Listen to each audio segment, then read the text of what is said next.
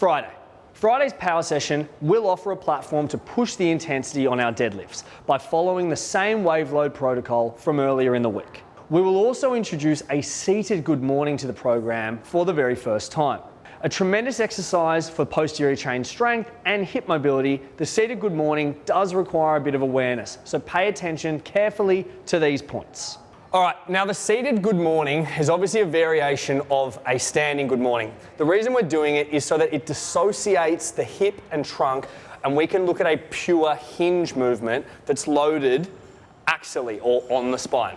Now, the trouble with this movement is that not many people are going to have the range and capabilities to kick off and go right to the bench right away, okay? So we need to find some method of regressing it.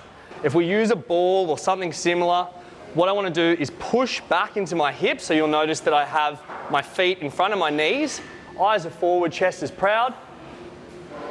I move until my chest touches, you'll notice that it keeps a nice neutral spine, and then I come back, okay?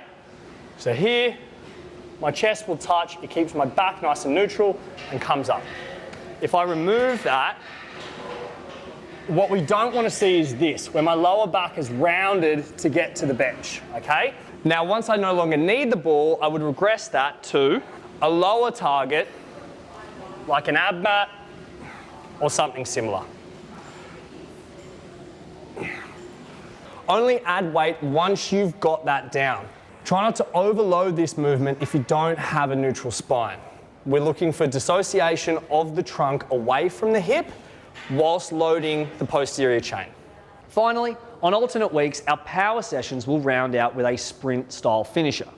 Here, you will have the option for an on-foot 40-metre max effort or stay in the gym and do a force-focused IWT.